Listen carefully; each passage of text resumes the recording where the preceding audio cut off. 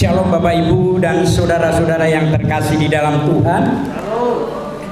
Puji syukur hari ini saya diberi kesempatan untuk menyampaikan kebenaran firman Tuhan. Di minggu kedua ini saya percaya firman Tuhan ini akan memberkati khususnya kepada saya dan umumnya kepada seluruh sidang jemaat yang ada di Gia Condrokusumo pada pagi hari ini. Sesuai dengan tema gereja pada bulan Oktober ini, minggu kedua adalah gereja adalah rumah. Ya, minggu kedua gereja adalah rumah. Pak Pendeta, saya mau izin saya mengambil gambar ini untuk profil gereja kita, supaya diri kita itu mempunyai identitas, supaya diri kita itu mempunyai kebanggaan, supaya diri kita itu mempunyai sebagai warga gereja itu mempunyai kebanggaan bahwa inilah rumah Tuhan.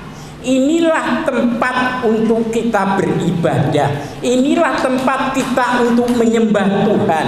Inilah tempat kita untuk fellowship kepada Tuhan. Pada dasarnya keberadaan gereja secara fisik antara gereja dan rumah itu adalah bangunan. Secara fisik gereja dan rumah itu bentuknya adalah bangunan. Tetapi secara rohani gereja adalah kumpulan orang-orang percaya kepada Tuhan, kumpulan orang-orang percaya kepada Tuhan Yesus untuk menyembah, untuk beribadah, untuk berfellowship kepada Dia. Nah, bagaimana hubungannya dengan rumah? Kalau kita lihat di dalam kitab 1 Korintus 3 ayat 10-15 dikatakan bahwa rumah kalau tidak dibangun atas dasar yang kuat, yaitu Kristus, rumah itu bisa dan mudah untuk roboh.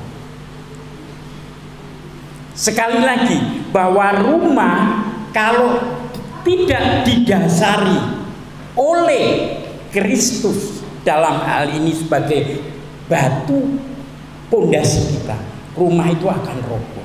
Seperti keimanan kita di saat kita bersama-sama menyembah Tuhan, di saat-saat kita bersama beribadah dengan Tuhan, tetapi kita tidak mempunyai dasar yang kuat akan pondasi keimanan kita kepada Kristus, di dalam menghadapi situasi dan kondisi kita akan mudah goncang, kita akan mudah roboh.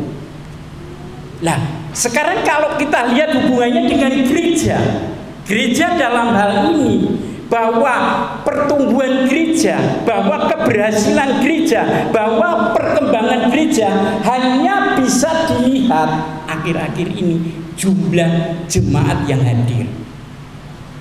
Bahwa perkembangan gereja, pertumbuhan gereja itu bisa dilihat hanya jumlah jemaat yang hadir.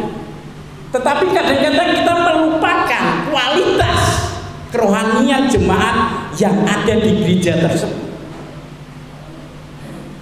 Gereja A bisa bertumbuh karena jemaatnya 1000, gereja B bisa bertumbuh karena jemaatnya 500. Tetapi ini bisa dilihat dari kacamata fisik, gereja itu bertumbuh, gereja itu berkembang, gereja itu maju pesat. Tetapi bagaimana kualitas keimanan jemaat yang tertanam di gereja itu? Bagaimana kualitas keimanan seluruh sidang jemaat yang kita tertanam di gereja? Padahal Tuhan menghendaki kalau bisa level keimanan kita itu lebih tinggi dari jumlah jemaat yang ada. Lah, pagi ini kita akan belajar untuk adanya keseimbangan antara kuantitas jumlah jemaat dengan kualitas kerohanian jemaat, supaya seimbang itu bagaimana. Pagi ini kita akan belajar. Kita buka di dalam kitab 1 Petrus. Ya, kita buka di dalam kitab 1 Petrus. Bisa dilanjutkan, Pak. 1 Petrus 2 ayat 1 sampai 10. Ya, Bapak Ibu bisa membuka 1 Petrus 2 ayat 1 sampai 10. Judulnya adalah Yesus adalah batu penjuru. Saya akan membacakan ayat yang ganjil. Saya minta bantuan Bapak Ibu bisa membacakan ayat yang genap. Saya mulai. Karena itu buanglah segala kejahatan, segala tipu muslihat, dan segala macam kemunafikan, kedengkian, dan fitnah.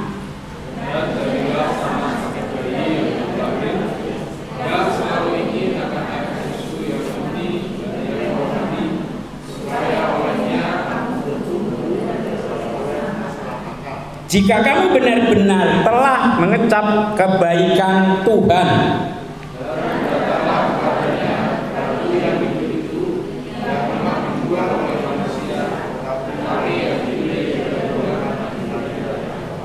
dan biarlah kamu dipergunakan sebagai batu hidup untuk pembangunan suatu rumah rohani bagi suatu imamat kudus, untuk mempersembahkan persembahan rohani yang karena Yesus Kristus berkenan kepada Allah.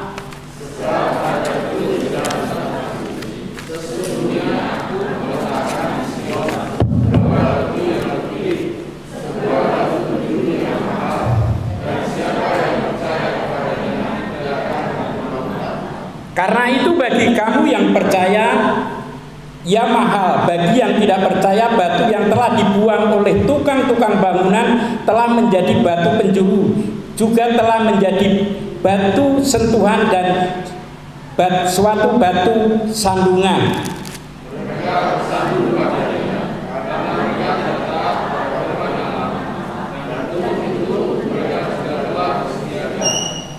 Tetapi kamulah bangsa yang terpilih, imamat rajani, bangsa yang kudus, umat kepunyaan Allah sendiri, supaya kamu memberitakan perbuatan-perbuatan yang benar dari Dia yang telah memanggil kamu keluar dari kegelapan kepada terangnya yang ajaib.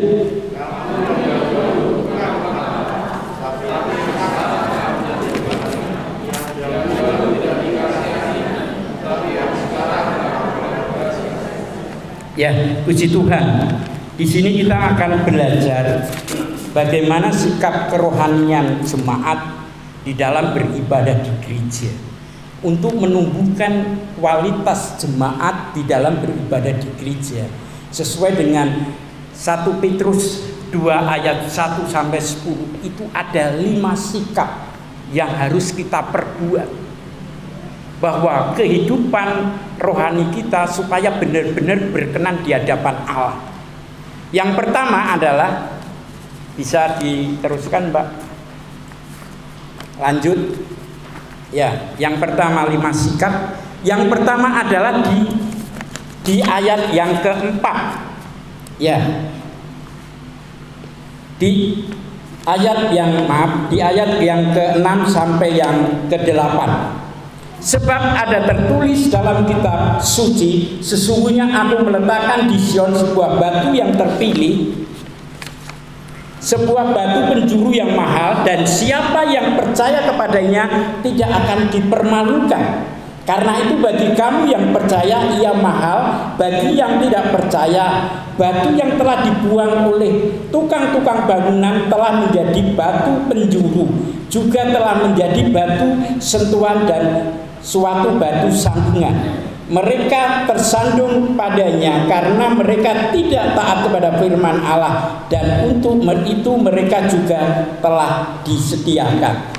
Puji Tuhan, hal yang pertama di dalam kehidupan kita supaya kualitas kerohanian kita bisa seimbang antara jumlah jemaat yang ada dan kualitas kerohanian kita itu bisa seimbang adalah kita percaya, Bapak Ibu.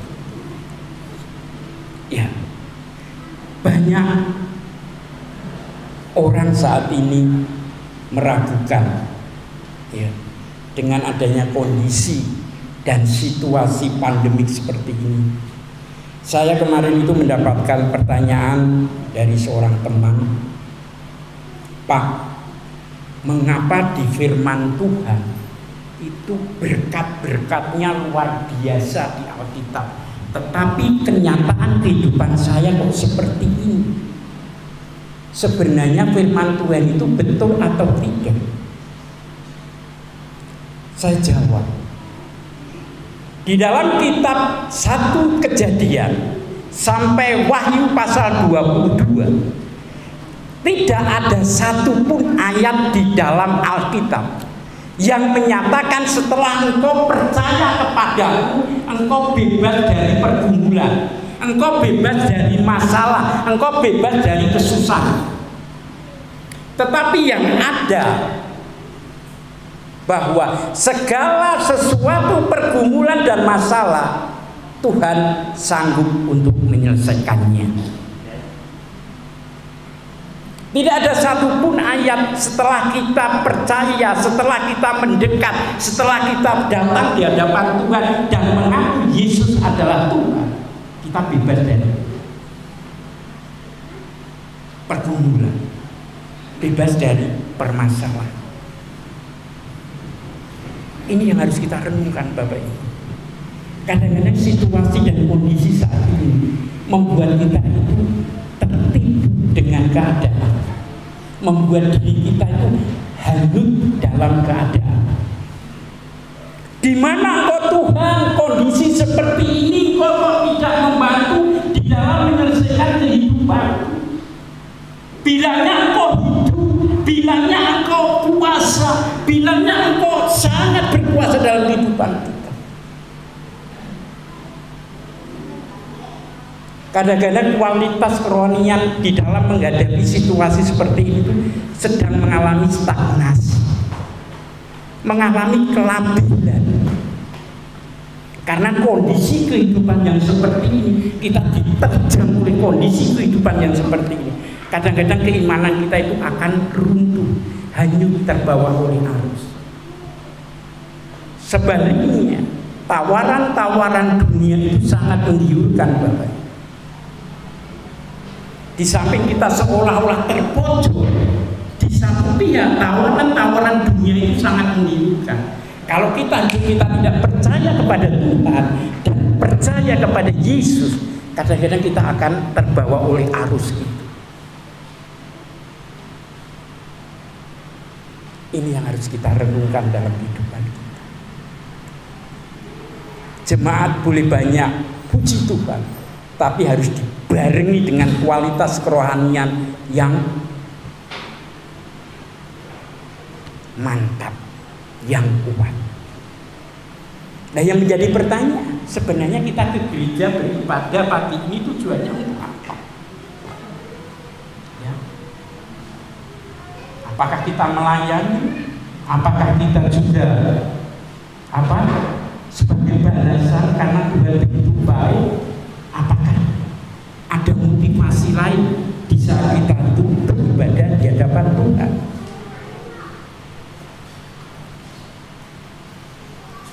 Tuhan menghendaki di saat bagaimanapun keadaannya, yang pertama adalah percaya bahwa dan mengakui Tuhan Yesus adalah Tuhan dan Juru Selamat. Orang percaya itu syaratnya ada 3, Bapak Ibu. Yang pertama, orang percaya itu tidak boleh bimbang. Yang kedua, orang percaya itu tidak boleh gelisah. Dan yang terakhir, orang percaya itu tidak boleh melihat kenyataan, tidak boleh melihat permasalahan, tidak boleh melihat pergumulan, tidak boleh melihat kesulitan, tetapi kita melihat Tuhan yang sanggup untuk menyelesaikan perkara-perkara besar bagi kehidupan kita. Yang percaya beri tepuk tangan untuk Tuhan. Ini yang harus kita percayai. Hal yang kedua adalah belajar mencari dan mengenal Tuhan Yesus. Di ayat yang keempat, mungkin salah satu bisa membacakan saya di ayat yang keempat. Dari 1 Petrus 2 ayat 1 sampai yang 10. Setelah kita percaya, langkah yang kedua, kita datang dan mencari siapa batu penjuru itu. Siapa Tuhan Yesus itu? Bisa dibaca ayat 4? Ya, ayat yang keempat.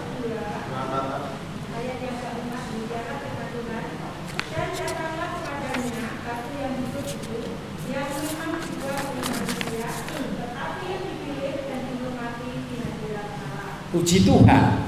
Setelah kita percaya bahwa Yesus adalah Tuhan dan Juru Selamat, kita mencari siapakah batu penjuru itu.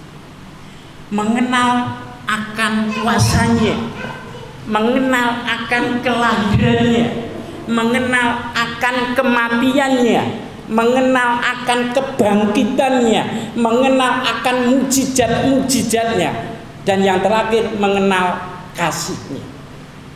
Saya punya ilustrasi Bapak Ibu, mungkin bisa lanjutnya enggak? Ya, ini ada sebuah gambar Bapak Ibu. Ya, perbandingan ilustrasi perbandingan kasih yang diberikan Tuhan dan kasih antar sesama kita. Ya, ini gambar ini bukan matahari ya. Gambar ini yang pertama adalah kasih terhadap sesama kita. Lingkaran yang hitam ini ibaratnya 10% dibandingkan dengan lingkaran yang putih. Lingkaran yang putih itu pasti adalah perbuatan baik kita dengan sesama. Perbuatan baik antar kita, antar sesama manusia. Dan lingkaran yang hitam ini adalah kesalahan kita terhadap sesama kita, mungkin sahabat kita atau teman kita. Kalau kita mau jujur, setelah kita melakukan kesalahan yang hanya 5% atau 10%, di saat kita berteman yang diingat-ingat 90% kebaikannya atau kesalahan kita, yang diungkit-ungkit kesalahan kita atau kebaikan kita walaupun lebih banyak dibandingkan apa yang kita perbuat. Kadang-kadang diungkit-ungkit sampai mati pun kita itu diungkit-ungkit, berbuat kesalahan sedikit, tetapi perbuatan baik kita itu seolah-olah itu terhapus Bapak Ibu. Seolah-olah perbuatan kita itu tidak ada yang diungkit. Pak Aris kok seperti itu, Pak Aris kok seperti itu. Ini kasih manusia terhadap sesama kita. Lanjut Mbak, dibandingkan kasih Tuhan. Ya, ini sebenarnya hitam tadi. Ya, kalau dosa kita mengakui pergi ke gereja itu sebagai orang-orang yang berdosa. Dosa kita itu hampir 90% di mata Tuhan. Tetapi kebaikan kita itu hanya 5%. Inilah kasih Tuhan terhadap kita. Dosa kita itu dihapuskan 95%. Tuhan itu tidak mengingat kegelapan-kegelapan kita, dosa-dosa kita, tetapi Tuhan ingat itu yang 5% ini yang dipilih Tuhan untuk kehidupan. Ini yang harus kita pelajari dalam kehidupan kita, bahwa betapa besarnya kasih Tuhan dalam kehidupan kita, sehingga begitu mahal Dia merelakan nyawanya untuk kita, supaya dosa-dosa kita itu diampuni dan ditebus. Ya, Tuhan tidak pernah mengingat apa yang sudah kita perbuat, asalkan diri kita mempunyai komitmen terhadap diri kita sendiri kepada Tuhan untuk berbuat baik. Ya, untuk berbuat baik, mengenal, mencari. Ini sudah Bapak Ibu lakukan pagi ini, datang beribadah di rumah Tuhan untuk mencari Tuhan, bukan untuk mencari Pak Pendeta Samuel, tetapi mencari Tuhan. Sudah percaya, langkah kedua datang mencari bagaimana batu penjuru itu sebenarnya Mesias. Batu penjuru itu mengenal kasih daripada batu penjuru itu, mengenal kematian, mengenal kebangkitan, bahkan mengenal kuasanya yang dahsyat. Langkah kedua sudah dilakukan. Langkah yang ketiga, terus Mbak.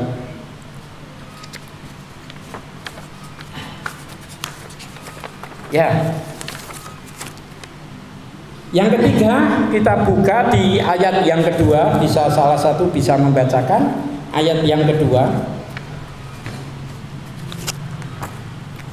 Ya, saya akan berinteraksi aja pagi ini supaya saya yang tidak ngomong terus, supaya Bapak Ibu bisa membaca dan mendapatkan berkat dari firman Tuhan. Ya, ayat yang kedua dari 1 Petrus tadi.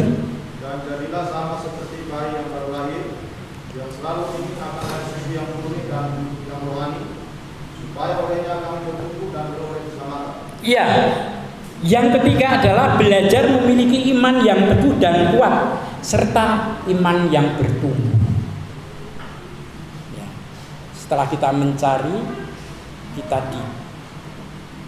dibentuk, kita diproses di rumah Tuhan ini, kita dicekoki dengan firman-firman Tuhan yang sangat dahsyat, ya, sehingga pertumbuhan iman kita itu akan kuat dan bertumbuh. Bertumbuh firman Tuhan itu istilahnya naik level dari kelas 1, kelas 2, kelas 3, kelas 4 dan kelas 5. Ya, ini survei membuktikan kemarin teman saya akan bertanya, kekuatan antara manusia pria dan perempuan itu kuat mana, Pak? Ini survei. Ya, siapa yang bisa membaca, bisa menjawab? Saya mau tanya, antara pria dan perempuan itu kekuatannya kuat pria atau kuat wanita? Wanita, oke, betul Pak. Karena survei membuktikan Nyonya Menir itu berdiri dari tahun 1918 tidak pernah duduk. Itu membuktikan bahwa wanita itu kuat, tidak pernah duduk sampai detik ini. Ya, itu survei membuktikan, ya, tidak pernah duduk sampai detik ini. Ya, ini survei membuktikan bahwa hati-hatilah dengan wanita. Ternyata keimannya itu lebih kuat daripada laki-laki. Ini hanya survei, tetapi kenyataannya tergantung hati kita, Pak. Bagaimana kita merespon kebenaran itu. Firman Tuhan, ya, firman Tuhan itu harus direspon dan supaya hidup kita itu menjadi berkat bagi sesama. Banyak saat-saat ini kita tahu, ya, orang itu belajar di dalam sekolah maupun di dalam pendidikan kursus maupun apapun itu bentuknya. Saya dengan murid saya itu cuma menanamkan satu hal, bahwa fisika atau ilmu matematika itu berasal dari manusia. Mungkin kalian di dalam kehidupan kehidupan kerja nanti tidak sesuai dengan disiplin ilmu yang kamu miliki. Tetapi yang namanya agama sebagai pondasi dari kehidupan manusia sejak lahir sampai mati, kita tidak bisa lepas dari yang namanya agama. Contoh, saat kita mendapatkan karunia daripada anak, anugerah daripada anak, paling tidak bapaknya sesudah lahir itu mendoakan. Itu berhubungan dengan Allah. Sebaliknya, di saat kita dipanggil oleh Tuhan, sebelum dimasukkan ke liang kubur, Pak Pendeta yang berdoa. Hubungannya dengan Allah juga. Sehingga perjalanan kehidupan dari lahir sampai mati, hidup kita itu tidak bisa lepas dari yang namanya agama atau firman Tuhan ini sebagai pondasi kehidupan kita sebagai orang percaya. Sehingga dengan adanya firman Tuhan ini, kita mengharapkan kedatangan Bapak Ibu hari ini bisa bertumbuh, bisa kuat di dalam menghadapi situasi dan kondisi seperti ini. Hal yang keempat, kita baca di ayat yang pertama, ya. Terus ayat yang pertama, karena itu buanglah segala kejahatan, segala tipu muslihat dan segala macam kemunafikan, kedengkian dan fitnah. Kita belajar untuk menjauhi perbuatan dosa. Ya, kedengkian, kemunafikan, ketidakjujuran. Kemarin Selasa ya sebenarnya ada hikmat dari Diaken Bu Suwarti itu mengenai hidup kita harus menjadi hati seorang hamba. Bagaimana sih hati menjadi hati seorang hamba? Perlu adanya kerendahan hati di mata Tuhan. Tidak bisa kita tanpa adanya kerendahan hati kita bisa mempunyai predikat hati sebagai hamba. Hamba itu adalah kasarannya kalau tidak salah itu sebagai keset, sebagai budak. Kalau kita tidak mempunyai kerendahan hati, adanya rasa sombong, adanya rasa angkuh, nggak mungkin kita dapat mempunyai predikat hati seorang hamba. Ya, gereja ini ada karena saya, gereja ini ada karena perintisannya saya. Saya pernah merintis di salah satu gereja Pak Pendeta, malah saya disingkirkan Pak. Betul, dengan seorang hamba Tuhan yang saya kemarin sudah saksikan tanggal 31 Maret kemarin dipanggil Tuhan, saya bersama-sama merintis sebuah gereja. Dan kemarin saya diingatkan, sudah saya saksikan kemarin, hampir selama 7 bulan itu beliau itu tidak pernah menemui saya dalam mimpi karena dia sudah dipanggil Tuhan. Dan kenangan-kenangan yang ada itu seperti kakak rohani saya, jujur seperti kakak rohani saya. Kenangan-kenangan ada itu cuma firman yang ada di WA saya. Ya, di WA saya itu ada beberapa firman yang beliau sampaikan dan kirim kepada saya. Dia berpesan sebelum dia meninggal dulu, Pak Aris, kalau Pak Aris nanti suruh pelayanan, ini referensi firman untuk Pak Aris. Tolong bagikan jemaat di mana Pak Aris melayani. Ada sekitar hampir 20 renungan firman yang dikirim kepada saya. Itulah tinggalan yang ada pada diri saya, bukan baju, bukan jas dan lain-lain. Tetapi kemarin itu beliau itu cuma menemui saya dalam mimpi. Saya tidur itu menemui saya dalam mimpi. Dia itu cuma ketawa gitu ya. Tidak bilang apa-apa, cuma ketawa. Lah, saya merasakan apakah saya jujur di hadapan Bapak Ibu saat ini ya, mungkin kualitas kerohanian saya akhir-akhir ini mungkin dinilai merosot dibandingkan dahulu. Mungkin dengan adanya dia menemui saya, mengingatkan saya, ini adalah suatu teguran buat saya untuk lebih dekat lagi kepada Tuhan. Dia seorang evangelis di gereja GBI dari jemaatnya Paniko dulu, ya. Akhirnya dia dipanggil Tuhan dalam pandemik tanggal 31 Maret tahun 2020 kemarin. Lah, inilah yang harus kita lakukan di dalam kehidupan kita.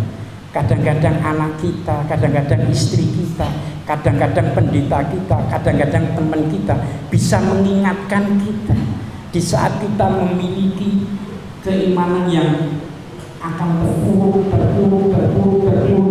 itu bisa diingatkan supaya kehidupan kita bisa bertumbuh. Ya, yang ke-5 sekarang, yang terakhir. Banyak sekali Pak Pendeta, mungkin jam 12 Pak Pendeta. Ya.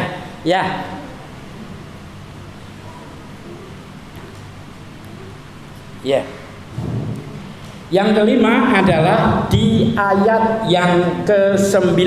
Salah satu bisa membacakan ayat yang ke-9. Tapi kamulah bangsa yang terpilih, imamat yang beragami, bangsa yang kudus, umat kepunyaan Allah sendiri, supaya kamu menceritakan perbuatan-perbuatan yang besar dari Dia yang telah memanggil kamu keluar dari kegelapan kepada terangnya yang ajaib. Puji Tuhan. Puji Tuhan. Hal yang kelima, yang terakhir adalah kita belajar untuk melayani Dia. Setelah kita bertumbuh, kita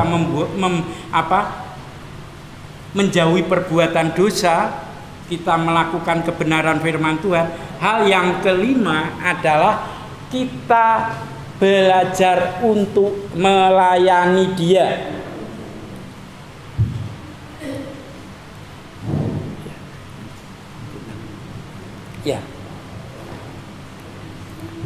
Ya, hal yang kelima adalah belajar untuk melayani Tuhan sesuai dengan talenta yang dianugerahkan dalam hidup kita.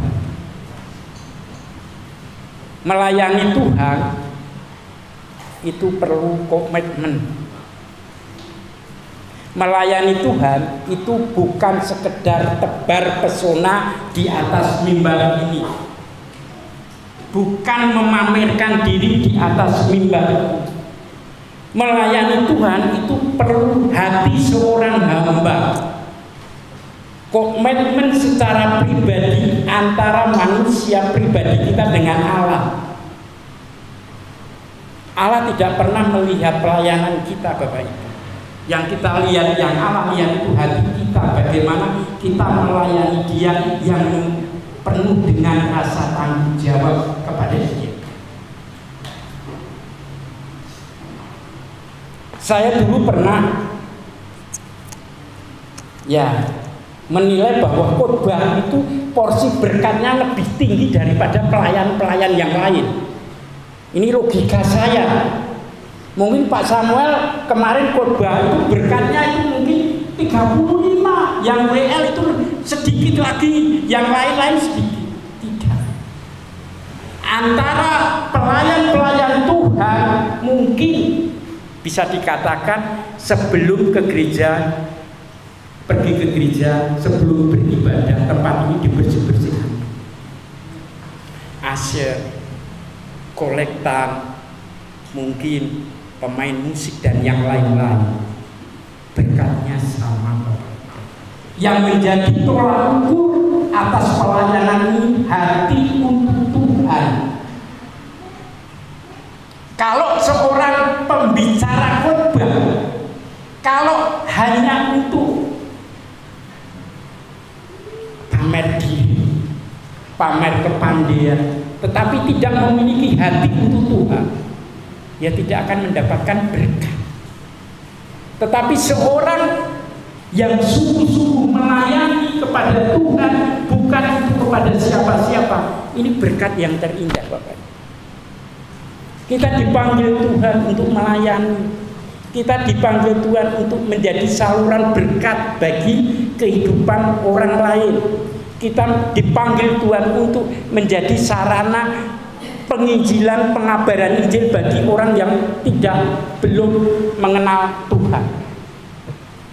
Talenta kita berikan di hadapan Tuhan itu berbeda-beda. Tujuan Tuhan supaya kita memperlengkapi.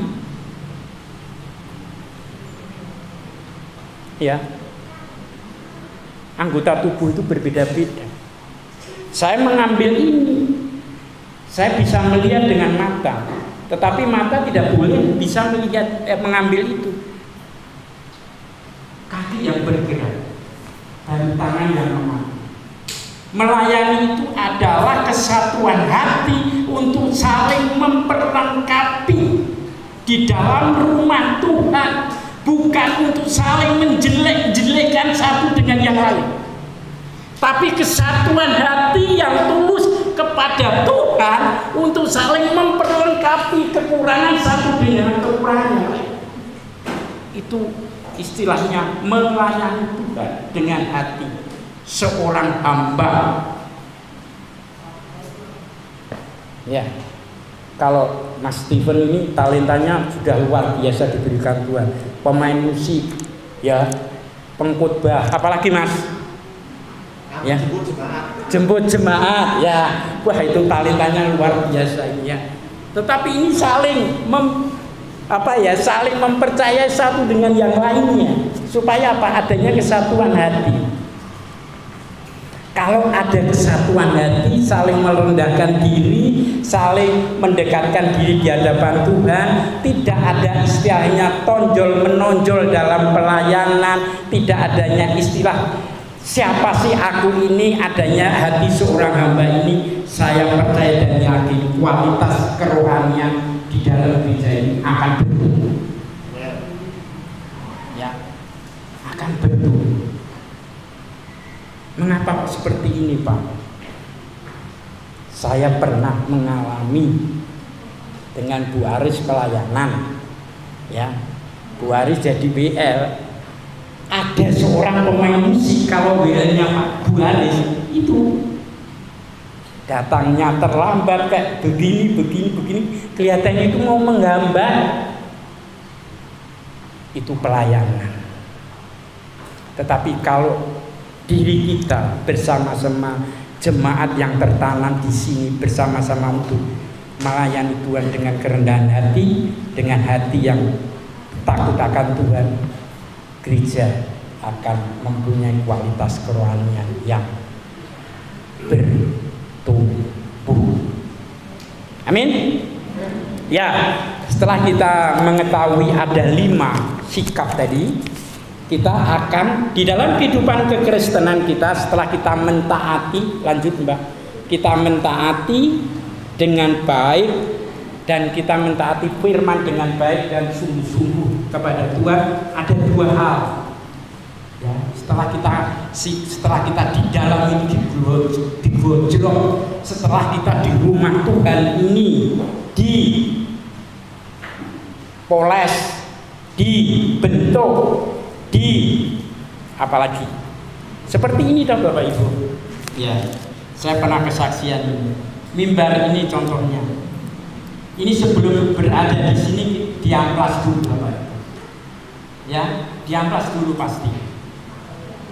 Kalau hidup kita diamplas, itu kalau ini bisa merasakan, ini bisa nggak saat diamplas seperti ini sakitnya bukan main. Tetapi setelah diamplas, setelah di finishing, nilai jualnya tinggi dan berada tepat di rumah Tuhan. Seperti halnya dalam kehidupan kita. Sebenarnya saat kita pergi ke gereja, beribadah di gereja, kita itu sebenarnya dibentuk, diamplas, dipoles. Makanya kalau Pak Pendeta siapapun kadang-kadang ada yang tersinggung dengan firman, itu sebenarnya bukti kasih Tuhan terhadap kita. Bukti kasih Tuhan terhadap kita, kita ditegur oleh firman, oleh renungan. Siap nggak kita dibentuk oleh Tuhan di rumah yang kudus ini? Supaya apa? Di saat kita sudah dibentuk oleh Tuhan di rumah kudus ini, kita keluar itu sudah mempunyai predikat, sehingga kita mau penginjilan, mengabarkan kabar baik, kita itu sudah mempunyai sertifikat. Jangan di rumah dulu, di dalam belum bisa dibereskan, kita keluar. Tetapi maksud Tuhan seperti itu. Kita digodok dulu di tempat ini. Oleh apa? Oleh firman, oleh apa? Oleh penyembahan dan yang lain-lain. Ada dua hal. Setelah kita mendapatkan pendidikan di sini, kita yang pertama di ayat yang ke-10. Salah satu bisa membacakan lagi. Maksud yang perempuan sekarang. Halo. Halo. Ya, amin. Masih hidup? Masih. Ya. Yang perempuan tolong ayat yang 10, yang keras. Kamu yang dahulu bukan umat Allah, tetapi yang sekarang telah menjadi umatnya, yang dahulu tidak dikasihani, tetapi yang sekarang telah sebagai umat. Puji Tuhan. Hal yang perlu kita predikat, yang kita peroleh setelah kita mendapatkan godokan pembentukan di dalam rumah Tuhan, itu yang pertama kita diakui sebagai umat Allah, sehingga hidup kita berkenan di hadapan Allah. Kalau kita diakui sebagai umat Allah dan hidup kita berkenan di hadapan Allah, di saat kita keluar untuk mengadakan penginjilan, itu bukan termasuk batu sandungan, tetapi kita menjadi berkat bagi orang lain.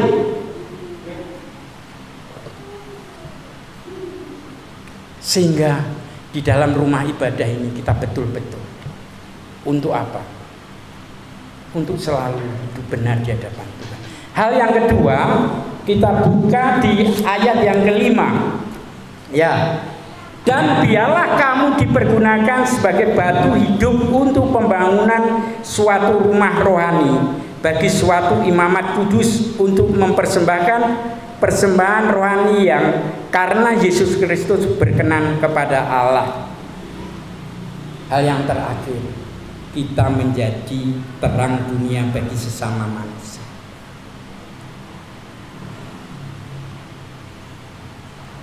Ya, kita menjadi suratan-suratan Kristus dalam kehidupan kemajukan yang ada di sekitar. Ya, banyak orang Kristen jangan menjadi orang Kristen tomat, Bapak. Minggu tobat, Senin sampai Sabtu kumat. Ya. 2 jam kita menjadi umat pilihan Allah. Setelah keluar menjadi batu sandungannya Allah. Dengan tempat ibadah yang sudah disediakan Tuhan sebagai rumah rohani. Tuhan mengharap kita menjadi imamat-imamat yang rajin, imamat-imamat yang kudus. Kita dipoles, kita dibentuk, kita diamplas, kita di sini diperbaiki. Mungkin seker kita rusak, mungkin olinya kurang, mungkin spepatnya harus diganti, mungkin remnya, kampas remnya itu habis. Di sini itu bermacam-macam kebutuhan, bermacam-macam yang sakit. Di sini adalah bengkel-bengkel rohani yang disediakan oleh Tuhan, supaya di saat kita keluar kita dapat memberitakan Injil ini dengan benar. Loh, tidak ada bedanya loh. Memangnya tidak sama dengan Pak Darto? Sama ya Pak. Inilah bengkel-bengkel rohani kita. Mungkin sekernya kena, mungkin olinya, mesinnya rusak atau apapun.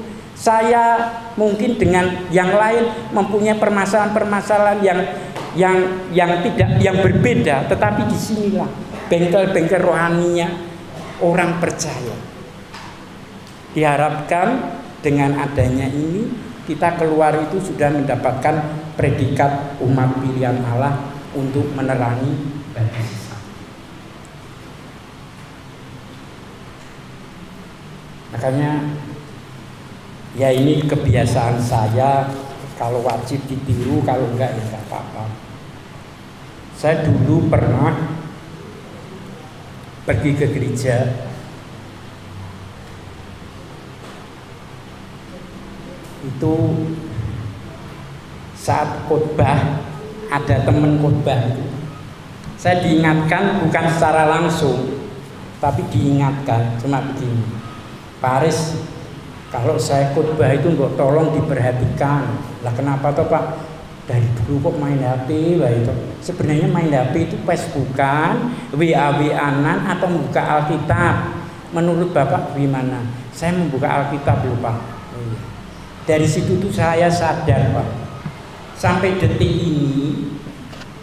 ini kalau saya ke gereja itu saya jarang buka HP. Termasuk hari ini saya nggak bawa HP. Bukan salah membawa HP, bukan.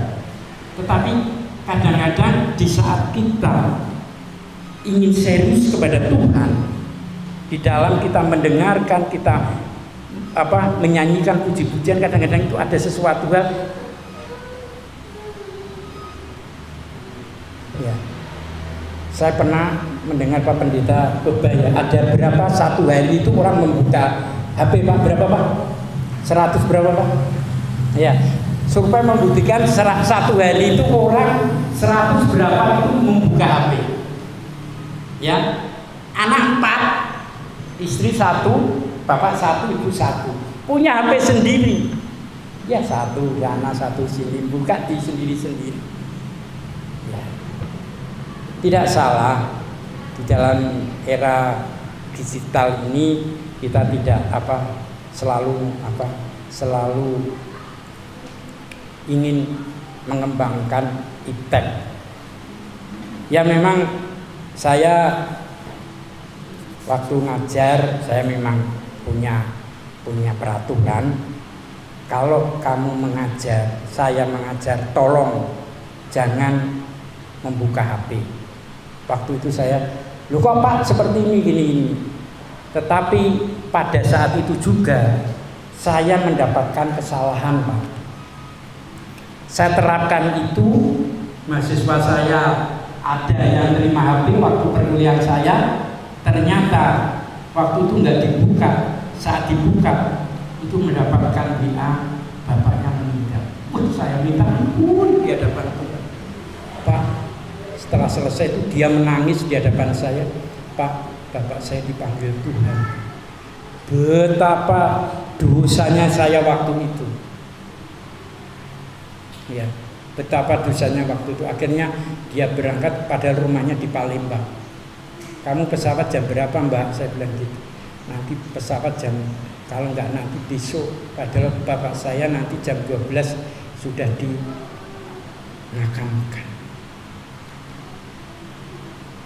Ini yang perlu kita renungkan dalam kehidupan kita, bahwa rumah rohani sudah disediakan oleh Tuhan. Ya, rumah rohani sudah disediakan oleh Tuhan. Marilah kita pergunakan rumah rohani ini sebagai tempat untuk pengenalan akan Yesus, pengenalan akan batu penjuru itu, supaya kualitas kerohanian kita semakin hari semakin bertambah, bertumbuh kuat.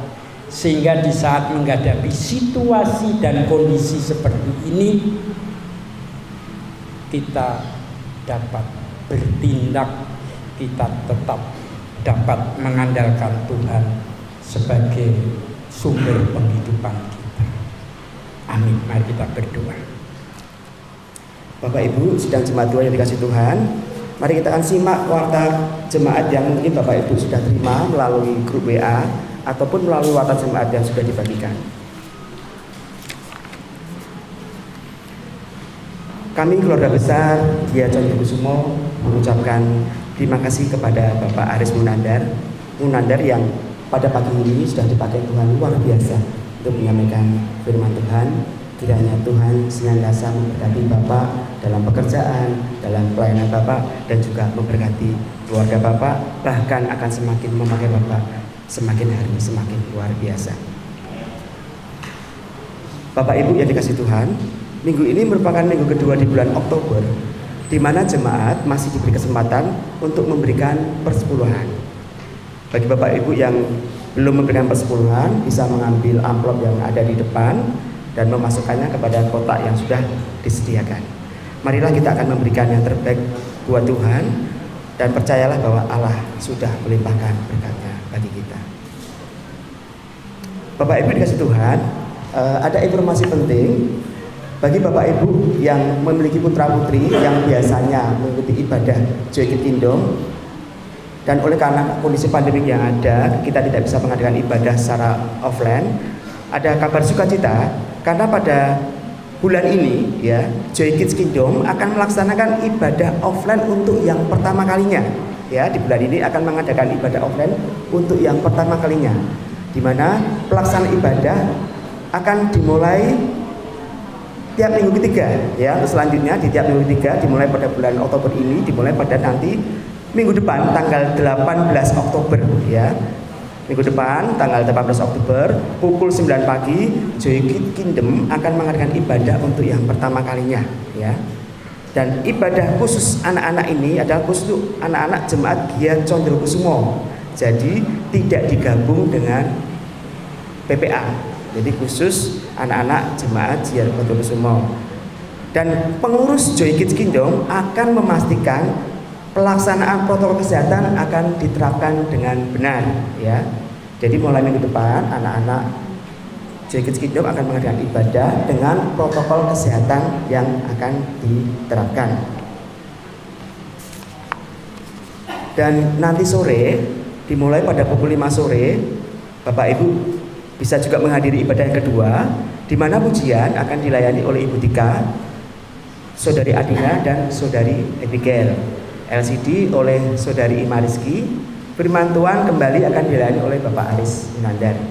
Musik oleh Bapak Eko, Bapak Danu dan Bapak Andrianto. Dan khusus untuk adik-adik kita di Genji ya, malam hari nanti ya pukul 7 akan mengadakan fellowship. Jadi adik-adik kita nanti pada pukul 7 malam akan mengadakan fellowship. Dan hari Selasa di tempat ini akan diadakan persekutuan doa malam. Kami mengundang seluruh jemaat yang mungkin belum pernah ikut. Kami rindu sekali untuk kita bersama-sama bergabung dalam persekutuan doa malam yang dimulai pada pukul 18.30 hari Selasa besok, dan petugas akan dipimpin oleh Bapak Purwoko. Dan hari Rabunya kembali di tempat ini pada pukul 5 sore.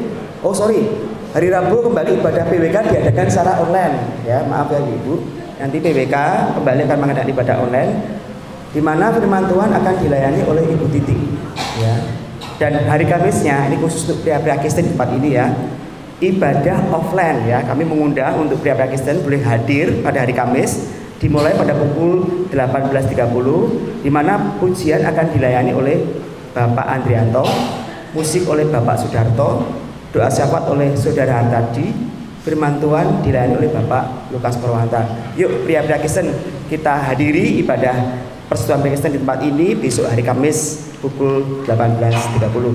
Dan hari Jumat kembali ibadah KPK dilakukan secara online ya, kembali dilakukan secara online, di mana firman Tuhan akan dilayani oleh Ibu Diaken Suharti. Dan hari Sabtunya kembali juga persekutuan doa pagi akan dilakukan ibadah secara online, yang mana firman Tuhan akan dilayani oleh Ibu Sugeng Riono. Kita akan menginjak kepada warta keuangan. Persepuluhan hingga pada tanggal 4 Oktober 2020 terkumpul Rp8.545.000. Dan untuk laporan keuangan hari baru dari anggaran yang sudah ditetapkan, panitia masih mengalami defisit sebesar Rp11.303.500, sedangkan pemasukan yang sudah masuk sebesar Rp7.396.500. Sedangkan untuk laporan pembangunan tahap ketiga, kita masih memiliki saldo sebesar Rp16.973.930. Ya, demikian warta jemaat yang boleh menjadi perhatian kita semua. Mungkin ada yang ditambahkan Pak Pendeta? Ya.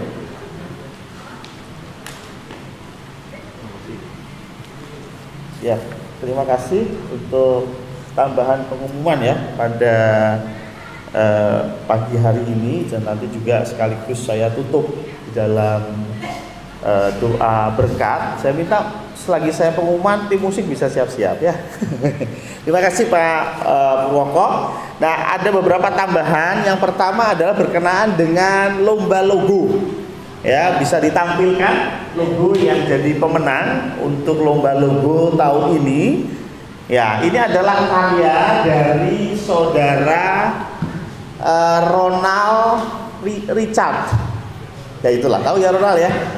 Adakah datang? Biasanya sore dia nggak datang ya. Jadi ini adalah karya dari saudara Ronald. Nah, perlu disampaikan juga untuk konsep filosofinya. Yang pertama adalah logo ini menyerupai seutas tali, yakni angka 2 dan 9 yang tersambung.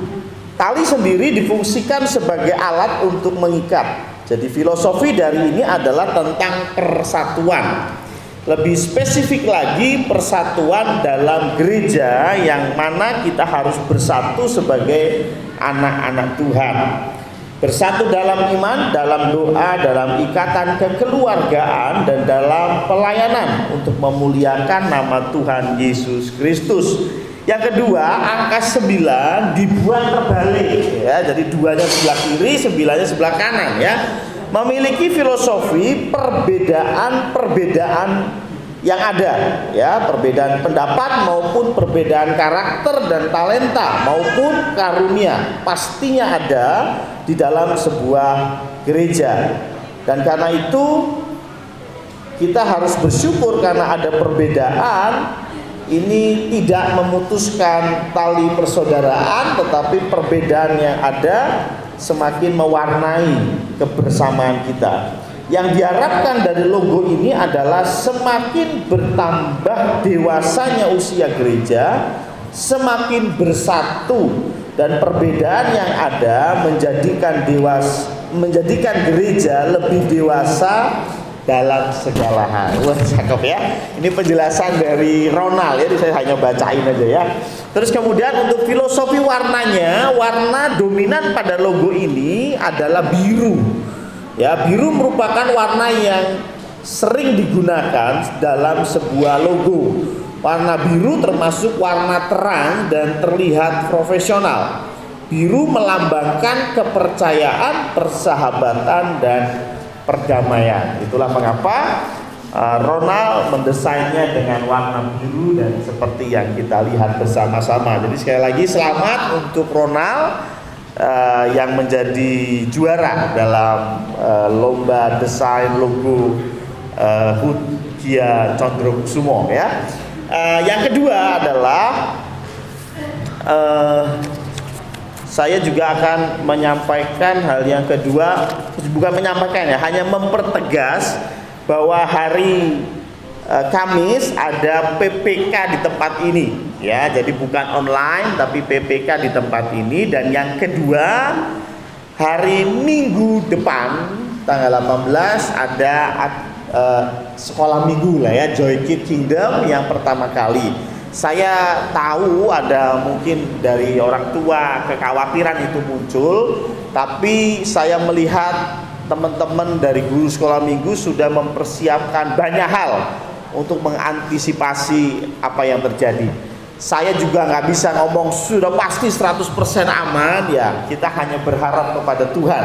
Tetapi kita sudah memaksimalkan apa yang kita bisa lakukan ya. Saya berharap ya untuk Bapak Ibu yang punya anak-anak kecil bisa dibawa ke gereja untuk kita juga menanamkan iman sedari mereka kecil ya. Itu tambahan informasi dari saya supaya kita juga tidak lupa ya. Yang perlu ditekankan adalah hal-hal itu ya. Saya pikir itu tambahannya dari saya.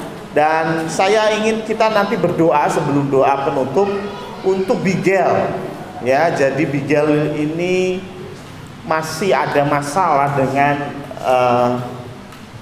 ruas tulang belakang ya. Jadi kita tahu Bigel beberapa waktu yang lalu jatuh ya. Itu informasinya sudah tersebar di media sosial, bahkan menjadi viral ya. Jadi Bigel ini sempat jatuh gitu ya dari motor, dan rupanya ada masalah di tulang belakang ya yang menyebabkan Bigel kesakitan ya. Jadi untuk gerak itu sakit. Ya kita doakan bersama-sama pada pagi hari ini. Kayaknya minggu kemarin masih singer ya. Ya, minggu kemarin masih singer, tapi memang semakin sakit gitu ya, sehingga harus rebahan, dan selama ini juga sudah beberapa hari harus terbaring di rumah ya. Hanya dilakukan terapi ya, terapi supaya bisa pulih. Tapi sekali lagi kita mau berharap pemulihan hanya daripada Tuhan. Mari saya undang kita untuk bangkit berdiri, kita akan berdoa bersama-sama untuk Bigel dan juga untuk menutup ibadah ini.